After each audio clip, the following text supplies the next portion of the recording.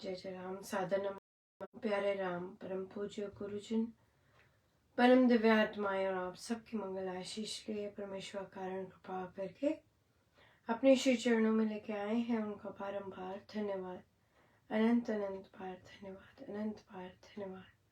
गुरुजनों के कारण कृपा से वे मन के रूपांतरण में लेके आते हैं। उनका बहुत बहुत धन्यवाद, बहुत बहुत धन्यवाद, बहुत धन्यवाद। बड़ी कृपामय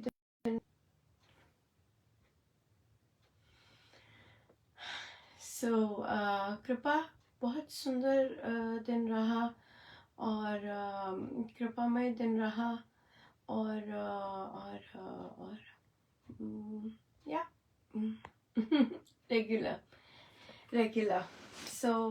रेगुलर तो नहीं कह सकते, बट हाँ कृपामय ही कह सकते हैं। बहुत शांत और कृपामय दिन रहा, बहुत सुंदर।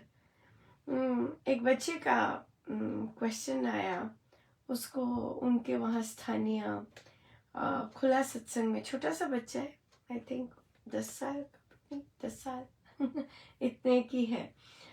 कि खुले सत्संग में भजन के लिए आमंत्रित किया गया है। प्रश्न पूछा बच्चे ने कि मैं ये वाला भजन गा लूं। तो पहले तो बोला कि भजन अक्सर परमेश्वर के साथ वार्तालाप के होते हैं, या फिर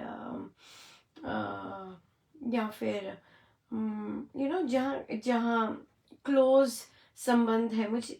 और आई गेस जब छोटे होते हैं तो बच्चों को, आजकल के बच्चों को समझ होगा, क्योंकि एक मुझे 7 साल का भी बच्चा कहता है मुझे इसके मीनिंग मालूम है आंटी, मेरे को पता है इसमें क्या है। अच्छा, क्योंकि मुझे याद है हम छोटे थे तो मेरी मामा को बहुत शौक होता था कि उनकी बच्चियों को डिफरेंट कलाएं आई। उस कारण उन्होंने म्यूजिक क्लास में डाला हुआ था। जबकि मेरी आवाज बहुत ज्यादा स्ट्रेट है भी अभी भी, और थी पहले तो बिल्कुल ही ज्यादा थी, सीधा ही, पर सुर में होता था, पर ऐसच नहीं, ऐसच उसमें लचक और वो तान और वो सब वाला नहीं था। और इतना इंटरेस्ट भी नहीं था, पर क्योंकि मुझे डाला था तो मैंने बहुत वर्ष मैं जाती रही थी बस। और मुझे कुछ नहीं पता, पर मैं जाती रही थी। और हमें बिना साज के, मतलब बिना कुछ बजाए वे सिखाते थे। तो फिर हमारे घर जब सत्संग होता था तो मेरी मामा को बहुत, सबसे पहले तो यही होता था कि नहीं तुमने गाना है। मैं बड़ी भी थी तो, और फिर तो और मुझे पसंद नहीं होता था सबके सामने गाना, या इस तरह से गाना मुझे पसंद नहीं होता था। पर नहीं, कुछ नहीं चल सकता था, गाना ही होता था। और मुझे याद है क्योंकि सुर में तो होता था, पर कोई कनेक्शन नहीं होता था जब मैं गाती थी। जैसे कि वैष्णव जन तो ये सीखा हुआ था, और तो ये गाना, या फिर और कोई ऐसा गाना जिसमें कोई कनेक्शन नहीं होता था, और तो ना प्रभु के साथ ना कुछ। तो तभी मुझे आज अपन जब उस बच्चे ने पूछा और उसने महाराज का भजन पूछा कि वो गा सकती है, तो मुझे यही लगा, मुझे अपना लगा कि हो सकता है। तो फिर उनसे बोला कि जो भजन उससे चूज किया था है तो वो महाराज का, पर महाराज का गाना तो ये था ना कि दूसरे को सिखाने के लिए। पर हम जब गाएं तो मुझे यही होता है अब, आई गेस इतने, कि भजन मतलब कि अपनी पर्सनल टॉक है प्रभु के साथ, राइट? और वो वही भजन। तो पर अगर हम तभी मैंने, मुझसे महाराज ने कभी दूसरों को सिखाने वाले भजन नहीं गाए, या इन जनरल थॉट्स वाले भजन नहीं गाए, पर्सनल पर्सनल टच वाले भजन गाए, जो मैं और मेरे प्रभु ऐसे वाले भजन गवाए और पसंद भी आए। तो फिर तो जब संत गाते हैं तो संत तो हमें बता रहे हैं कि अरे भाई धर्मराय जब ये करेंगे तो तुम क्या क्या बोलोगे उन्हें, तो हमें बता रहे हैं। पर हमारा दूसरे को बताना या इन पब्लिक को बताना तो थोड़ा सा अजीब लगता है। और फिर बच्चे भी गाए तो, पर फिर दूसरी थॉट आई, और वो फिर बच्चे को कहा कि अगर आप इस इंटेंशन से गा रहे हैं कि महाराज ये जितनी भी चीजें आपने इसमें कही हैं वो मेरे जीवन में बिल्कुल ना आए, जैसे ये प्रार्थना है, जैसे आप सिखा रहे हैं, वो मेरी भी यही प्रार्थना है कि इस भजन से मेरे अंदर ये सब चीजें ना आए, तो फिर ठीक है, तो फिर ठीक है। तो intention behind the bhajan is very important. और अगर ये कहें कि बच्चा है, नहीं, मैं ये नहीं कह सकती। क्यों? क्योंकि जो बच्चे हैं उनकी प्रभु के मामले में जो सोच है वो बड़ों से भी बहुत सुंदर है कईयों की। ये नहीं कहा जा सकता वो बच्चा है, बच्चा सिखा रहा है, नहीं नहीं, ऐसे नहीं है, या बच्चा ही गा रहा है, नहीं। क्योंकि बच्चों की अपनी थॉट प्रोसेस होती है, और अगर उन्हें वो पसंद है तो अनुपमा कहाँ की कहाँ की क्या कि रोके या बोले, बट हाँ, उस भजन के पीछे क्या क्या भाव है ये बहुत इम्पोर्टेंट है। और कि ये सदा ही इम्पोर्टेंट रहता है, चाहे धुन गा रहे हैं चाहे भजन गा रहे हैं, पीछे क्या भाव है, दैट इज द अल्टीमेट। और परफॉर्मेंस तो हम देते नहीं है, हमारा काम परफॉर्मेंस देना तो है नहीं कि भाई दूसरों को कैसा पसंद आया। ये वाली हमारी कैटेगरी ही नहीं है, क्रॉस है। इस गली में तो घुसते ही नहीं हमें। इसलिए भाव देखिए, बच्चा भी है, भाव देखिए अपने, और क्या महाराज से बात करना चाहता है, क्या प्रभु से बात करना चाहता है, उस ढंग से कीजिए। क्योंकि मुझे मिल चुकी है वो 7 साल का बच्चा, मुझे पता है आंटी इसमें क्या है, इस भजन का क्या मतलब है। आंटी भी चलती है कि भी अरे भाई पता है ये यूं ही गा रहे हो जैसे आंटी गाती थी बचपन में, पर नहीं, कहते मुझे पता है, सब पता है। उनका ठीक है, फिर बहुत मजे हैं। फिर हम इंजॉय भी करते हैं, बिल्कुल। हाँ, क्योंकि ये एक फॉर्मेलिटी नहीं होनी चाहिए। ये जो क्षेत्र है अध्यात्म का, ये प्योर ऑनेस्ट है और ट्रू, और तभी हमें बहुत ज्यादा आई गेस जो लोग इस तरह से चलते हैं, जब उन्हें इन रास्तों पर संसार या वो उस तरह की चीज आती है तो थोड़ा सा बाहर आना पड़ता है कि अरे भाई ये क्या हो रहा है। पर ये रास्ता ऐसा है, बिल्कुल प्योर और बिल्कुल ऑनेस्ट, उसके साथ जो हमारे साथ सदा ऑनेस्ट है, और जहाँ ऑनेस्टी ही ऑनेस्टी चलती है, इस तरह से प्योरिटी, नो फेक, नो प्रिटेंशंस, बिल्कुल बिल्कुल साफ सुथरा, अंदर बाहर एक, उस तरह से उस तरह से, और तभी इतना सुंदर पसंद भी है, ये चीज है। तो हम चलते हैं। ये एक चीज बहुत सुंदर हुई थी जो जिस पर चिंतन चला था।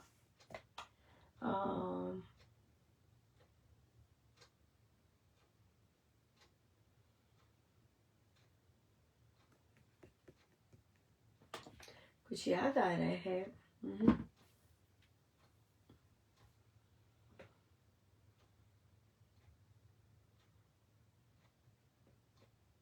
नहीं आ रहा, नहीं आया।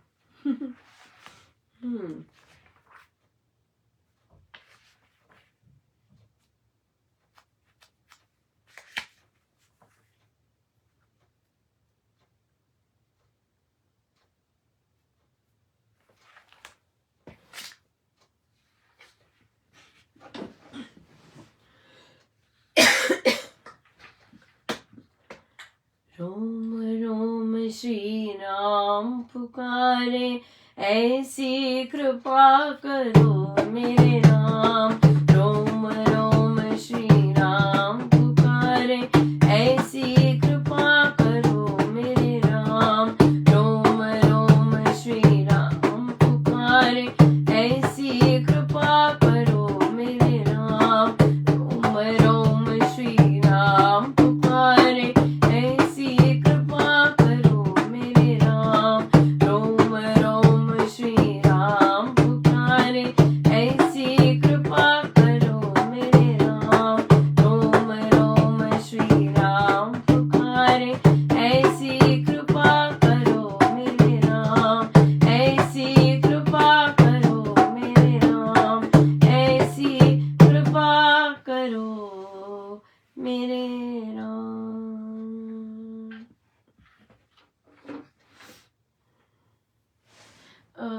प्रश्न आया कि एक सादिक जी ड्यूटी पर थे और उनकी ड्यूटी बहुत ऑड जगह पे होती है, कभी कोई रेलवे स्टेशन, कभी कोई डब्बा, कभी कोई ऐसा, कभी डिफरेंट डिफरेंट जगह पे।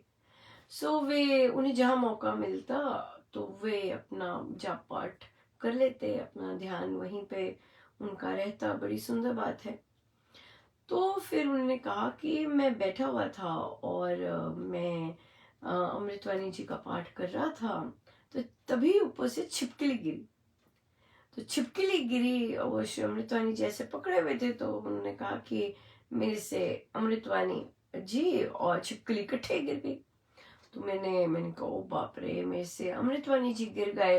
तो पकड़ा, वापस पकड़ा, तो देखा कि फिर छिपकली इधर आए और उधर आए और फिर झटका झुटका और फिर तो इस तरह का वो बता रहे थे। तो पूछ रहे थे कि ये क्या था, मुझे थोड़ा सा स्ट्रेंज लगा और मेरे मन में अटक गई बात, ये क्या था, क्या कोई पूर्वज छिपकली बन के आया या क्या आया, क्या था।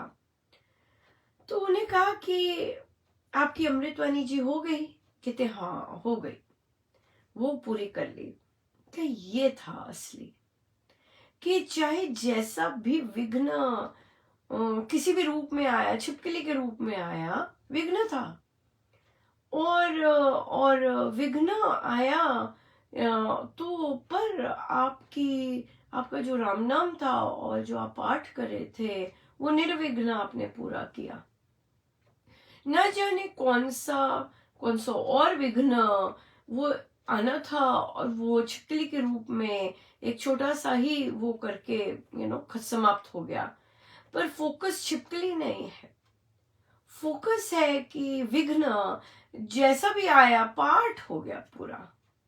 ये है असली सौभाग्य की बात, और ये है असली असली असली असली पूंजी की बात, कि मेरा माइंड डिस्ट्रैक्ट नहीं हुआ, या मैंने उसे बंद नहीं किया, या मैंने कुछ और नहीं किया, बल्कि मेरा जो निर्विघ्न मेरा जो पाठ चल रहा था, जो मुझे समय मिला था। देखिए वो भी रेलवे स्टेशन पे है आप, और आपको समय मिला है तो आपने पाठ करना शुरू कर दिया।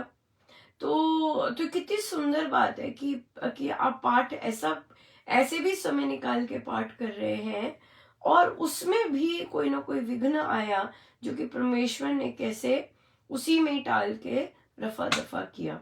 हो सकता था आज की अमृतवाणी जी नहीं होती आपकी, जो आपका नियम है, या कुछ और नहीं हो सकता था। पर सबसे प्यारी बात कि परिस्थिति जैसी मर्जी है, हमारा अगर नियम पूरा हुआ है, बहुत ही कृपा की बात है ना। और हम जानते हैं कि गुरुजन कितने आनंद से देखते होंगे कि देखो अभी से समय मिला, ये निकाल के बैठेगा अपना। हाँ, और तो ये मेन बात देखने की है कि गुरुजन कितना आनंदित होते होंगे ऐसी चीजें जब हम करते हैं, और अपना अपना पूर्ण उनकी तरफ उनको समर्पित करके हमारी कैसी उन्होंने हमारी दृष्टि एक ही जगह लगाई होती है।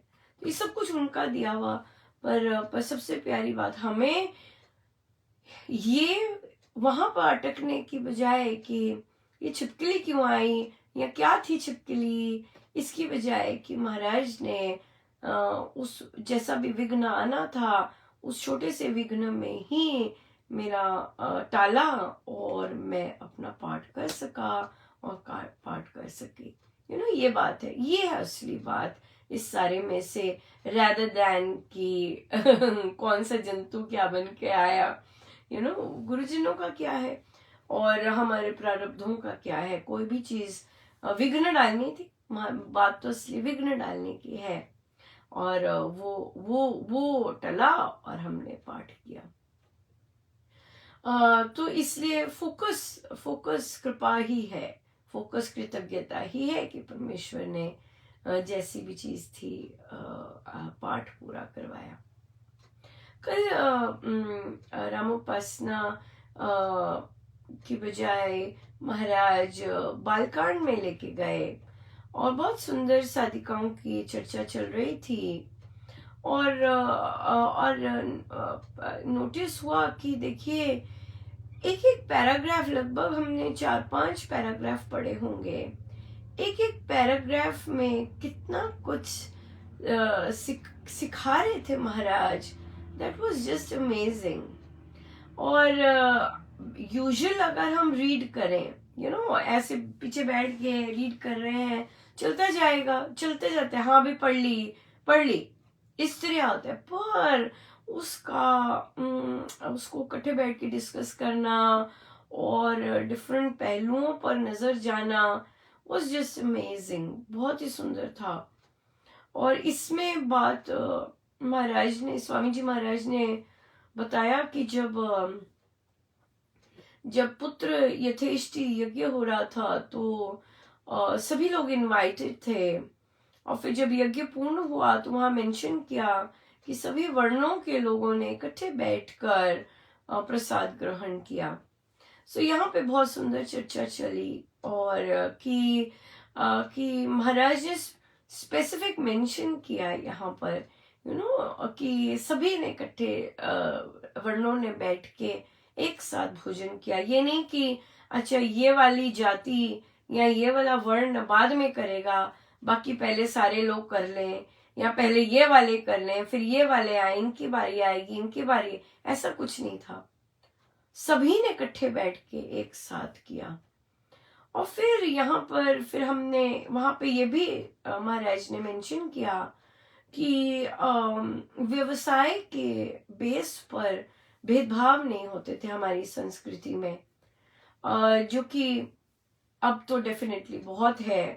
पीछे देखें तो पीछे भी बहुत था, बहुत ही रहा है हमारे देश में जाति व्यवसाय को लेकर, पर अब बेटर हो रहा है, और होपफुली आगे की सदियों में और ज्यादा बेटर हो जाए, स्पेशली ग्रामीण क्षेत्रों में, इस तरह से, और भी हर जगह जहां जहां भी इस तरह से है, क्योंकि ये हमारी अपनी वैल्यू नहीं है, ये हमने इनहेरेंट की हुई है, जैसे। तो बात चली तो किसी ने बात कही कि हाँ मेड आती है घर में, इस तरह से बात की। तो मुझे हंसी तो आई, क्योंकि मेड जो का कॉन्सेप्ट है वह तो ब्रिटिश कॉन्सेप्ट है। तो हम भी जोक कर रहे थे कि देखिए भाई अब तो ब्रिटेन में भी हिंदू है, और हिंदू प्राइम मिनिस्टर बनेंगे, और भारतीय बनेंगे, राइट। तो अब तो हम छोड़ सकते हैं ब्रिटिश की बहुत सारी चीजें जो हमने पकड़ी रखी हैं, और बहुत सारा डिस्कशंस चल रही हैं कि एक हिंदू प्राइम मिनिस्टर, एक विदेशी और ऐसी सभ्यता के प्राइम मिनिस्टर बनेंगे जिन्होंने सारी बाकी सभ्यताओं को कुछ नहीं माना। तो इसलिए तो हमने यहाँ पे फिर रुके। तो हमने कहा कि जब हम कोई ऑफिस जाते हैं या आपके घर कोई आते हैं और डिफरेंट पोजीशंस पर है, राइट, तो हम बोलते हैं कि खन्ना जी आए हैं, पहले खन्ना जी बोलते हैं, और फिर इंट्रोड्यूस करते हैं, ओ खन्ना जी मेरे पति के बॉस है, इस तरह से। पर जब हमारे घर में जो हाउसकीपर्स होते हैं, जो कि वो प्रोफेशनल होते हैं और हमारे घर हमारी सहायता के लिए आए होते हैं, पेड, राइट, अपना अपना उनका उनका व्यवसाय है, तो ना तो हम उन्हें इंट्रोड्यूस करवाते हैं किसी से, राइट, और ना ही अगर और उनको ना इंट्रोड्यूस करवाते हैं। अगर सपोजिंग हमारे गेस्ट आए हैं, हम उन्हें इंट्रोड्यूस नहीं करवाते कि उस पहले तो हम उन्हें सरनेम से ही नहीं बोलते, है ना। हमें लास्ट नेम उनका पता ही नहीं होता होगा कि क्या बोलते हैं। हमें शर्मा जी तो पता है, खन्ना जी तो पता है, लेकिन हमारे घर में जो काम करने आते हैं, जबकि वो अपना प्रोफेशन कर रहे हैं, उनका उनका प्रोफेशन है, हमें उन्हें फर्स्ट नेम से लेते हैं और उनका लास्ट नेम नहीं लेते। हम ये नहीं कहते अनुपमा जी आई हैं, अनुपमा आओ, ये अनुपमा जी हैं, ये हमारे घर पर काम करते हैं, और या हमारे हमारे हाउस कीपर है। हम इस तरह से इंट्रोड्यूस नहीं करते उन्हें। और तो ये यहाँ पर एक हमारी ही, हमने इन चीजों पे गौर नहीं किया होगा भी कभी भी, कि हम जो हमारे जो घर पे कार्य कर रहे हैं और हमारे जो गेस्ट आते हैं, हम उनसे इंट्रोड्यूस करवाएं, या फिर लेकिन जो हमारे गेस्ट आते हैं उनको बाकी फैमिली मेंबर से डिफरेंट तरह से उनका इंट्रोडक्शन होता है। पर हम ये सोचा कि अगर हम इस तरह का बिहेवियर करते हैं, हमारे घर पे काम कर रहे हैं और कोई आए हैं, तो हम इंट्रोड्यूस करवाते हैं, ये हैं जी, ये है ना। तो इस तरह तो आप देखेंगे कि आपको ही ये करके बहुत अच्छा लगेगा, और जब आपको करके अच्छा लगेगा तो आप जिसके लिए कर रहे हैं, जिसे इंट्रोड्यूस करवाया है, उनको कैसा लगेगा, है कि नहीं। तो और ये केवल उनके सामने वाली बात नहीं है कि लेट्स से कोई छोटी बच्ची आती है, कॉलेज गोइंग बच्ची है, पर वो घर पे भी इस तरह का जॉब करती है, राइट, और हम उनके पीठ पीछे बात कर रहे हैं, तो वो जो तो भी अगर हम पीठ पीछे भी बात करें और हमारे बातचीत में आदर हो, क्योंकि वो पेड़ है। और ये महाराज ने बुलवाया कि हम में से कितने सारे उतना भी नहीं अर्न करते जितना वे अर्न करती हैं अपने घर के लिए, राइट। वो अपना बड़े उनकी जॉब लगी हुई है, फिर उनको काम मिला, वे भी काम करती हैं, और बहुत सारी महिलाएं तो काम भी नहीं करती हैं, इतना भी नहीं कमाती हैं, पर फिर भी वे जो क्योंकि वो हमारी हेल्प कर रहे हैं, और क्योंकि हमने सीखा नहीं है हर प्रोफेशन को आदर देना, तो हम उनको उस तरह से आदर नहीं देते हैं, और ना ही फिर ऑफ कोर्स फिर बर्तन और बाकी चीजें तो अलग हो जाती हैं। पर अगर हम हमारे सोच में और बिहेवियर में चेंज लाएं, तो देखिए कितना कितना सुंदर है कि हमने हाथ जोड़ के राम राम करेंगे, या राम राम आंटी जी, राम राम बेटा जी, इस तरह ग्रीट करेंगे जैसे हम बाकी गेस्ट को करते हैं। आ गई तू, अरे इतना लेट क्यों आई है, कब से वेट कर रही हूँ, कई बार हम ऐसे ग्रीट करते हैं, जो कि हम बाकी गेस्ट से नहीं करेंगे, राइट। बाकी गेस्ट से हम ड्रेसअप होके फिर राम राम जी करेंगे, पर जब हमारे घर काम करने आते हैं उनके साथ हम इस तरह करते हैं, जबकि उनका ओहदा हम घर पे रहने वालों से बड़ा होता है। क्यों? क्योंकि वे अर्न कर रहे हैं भाई, वो वर्किंग है वे वर्किंग है। सो ऐसी चर्चा चली थी, और बहुत बहुत बहुत बहुत अच्छा लगा था ऐसी इस तरह की। और ये सब चीजें रामायण जी में सिखाई हैं, ये सब चीजें रामायण जी की देन है हमें। अगर हम कर सके या तो बहुत अच्छा लगेगा, अपने आप को ही अच्छा लगेगा। दूसरे को क्या दिखाना, दूसरे में तो डेफिनेटली होगा ही, वो तो अलग होता ही होता है उसका, जो जिस तरह का कर्म हम करेंगे उसका उसका उसका फल तो होता ही होता है। बट स्वयं को बहुत अच्छा लगेगा, करके देखिएगा, और एक अलग सी ग्रेस आती है अपने काम करने में, अपने बातचीत करने में, अपनी भाषा में, इस तरह से बहुत सुंदर आती है। चलिए हम चलते हैं रामायण जी पर।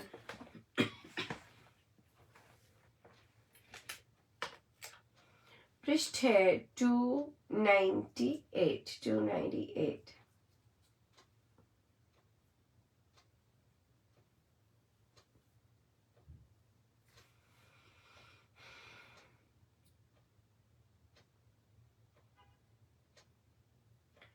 सुना पुकावन में आना, महामनोरथ था ये ठाना, दर्शन करके सुर पद पाऊं, आशा में यह आयु बिताऊं, अमृत दर्शन अब कर तेरे, हुए मनोरथ पूर्ण मेरे, ब्रह्मलोक महासुखदाई,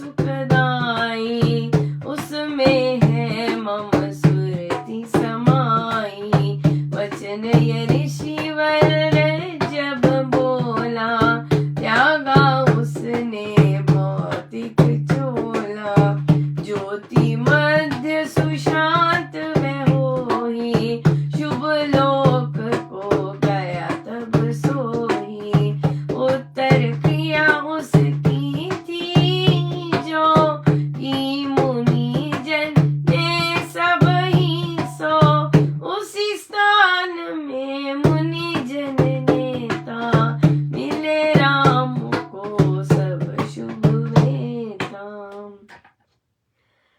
उसी काल के बीच राम पे आई मुनिजन, विद्या वेद में निपुण, ब्रह्मविद कुशल गुणी, तापस सिद्ध अनेक शम दम धारित बोध, फल जल वायु से विसाधक योगी अमीच, थे वे उसको मान बोले सत्य अभिनंदन, हो सर्वत्र विख्यात जगत में तुम रघुनंदन, रण सत्य में अतुल धर्मधर शुचि जगवंदन, रक्षक धर्म आचार आपो कष्ट निकंदन, वीर धीर गंभीर सज्जन योद्धा बड़े हो, वर्तमान युग बीच सभी से बड़े चढ़े, नीति न्याय को पाल व्रतों में अति खड़े, ऋषि रक्षण के काज हम में तुम ही खड़े हो, नीति न्याय को पाल व्रतों में अति खड़े हो, ऋषि रक्षण के काज हम में तुम ही खड़े हो। सो मतंग ऋषि नहीं, शरभंग ऋषि की बात चल रही है, और उन्होंने कहा कि मैं आप ही का इंतजार कर रहा था,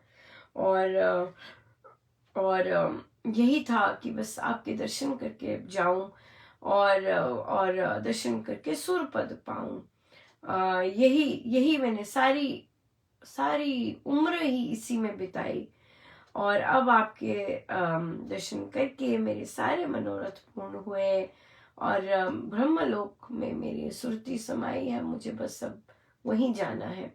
और देखिए यहाँ पर कितनी शक्ति पहले भी बताई शरभंग ऋषि की, कि कितनी शक्ति थी उनमें, पहले भी जैसे डिस्क्राइब किया, अभी भी, और क्योंकि उन्होंने इच्छा से अपना देह से निकलना रोका हुआ था, अपनी इच्छा पर था, और जैसे ही उन्हें वो संतुष्टि मिल गई कि मुझे मेरा मनोरथ पूरा हो गया, उन्होंने उसी समय देह त्याग दिया।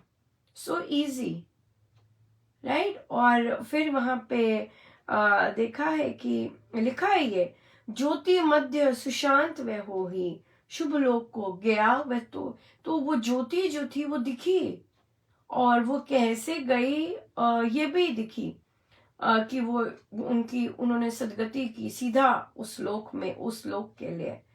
और फिर ये बहुत इंटरेस्टिंग है कि ये सब चीजें अपने हाथ में है,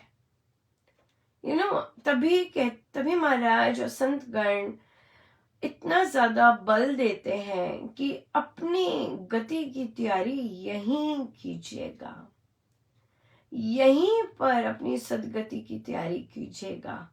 जैसे कि वो ऋषि ने, देखिए, एकदम ऋषि निकले और सीधा जिस लोक को जाना था वे गए। और तो फिर ये अपने हाथ में है कि अपनी गति के लिए दूसरों पर डिपेंडेंट होने की कोई आवश्यकता नहीं है। ये एक अपना कार्य है, एक जीवात्मा का। और जितना हमें इस चीज की समझ आती जाए, रजिस्टर होता जाएगा, उतना हमारा जो हम अपना ये जीवन बिल्कुल टोटली सार्थक बना पाएंगे। महाराज ने एक जगह पे मेंशन किया है कि भरत जी प्रभु के पास चल के गए और उसको महाराज ने कोरिलेट किया कि एक होते हैं, अच्छा चलो जो होगा देखा जाएगा, इस तरह से करते हैं। पर एक होते हैं कि जिनको लगी होती है कि नहीं, मुझे इसी जन्म में पाना है और इसी जन्म में ये सारा मनोरथ अपना पूर्ण करना है। सो वे उस चीज के लिए भरसक फिर न केवल अभ्यास करते हैं, बिल्कुल उसमें लगे रहते हैं। और आप देखेंगे शरभंग ऋषि जी ने बोला है कि हाँ, अति ही दीर्घ जीवन पाके संयम साधन कर्म कमा के ब्रह्म लोक सुगति है पाई। मतलब उन्होंने कई अपनी साधना, संयम और कर्म उस तरह से सारे कमाए कि उन्हें ब्रह्मलोक देह में ही मिला, प्राप्त हुआ, जो कि हम गीता जी में भी पढ़ रहे हैं कि ये सब संभव होता है। और मरणोपरांत फिर जहाँ जहाँ जो पाया होता है, फिर उसमें हम वो उसे अचीव कर लेते हैं। सो ये चीज बहुत इंटरेस्टिंग है।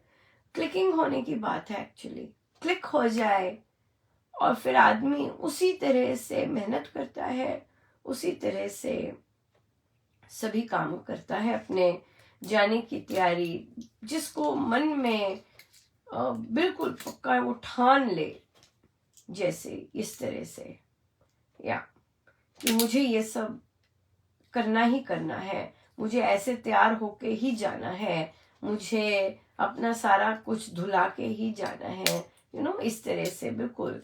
और सो फिर आगे आता है कि प्रभु बाकी मुनिजन आते,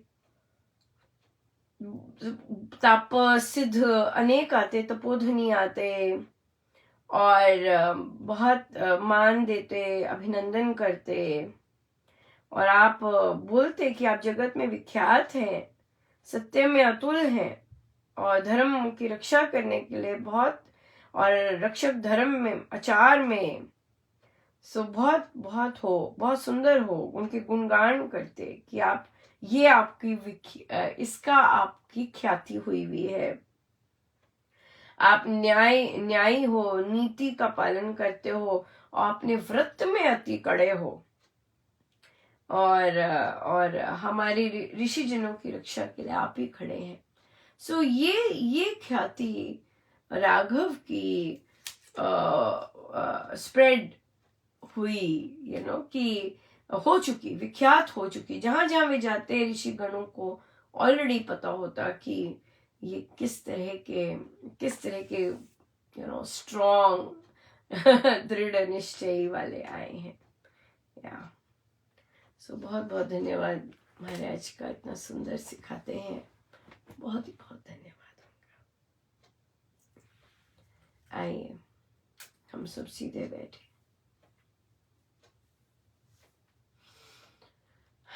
अपने प्रभु अपने गुरुजनों के श्री चरणों में बारंबार नमन अनंत बार।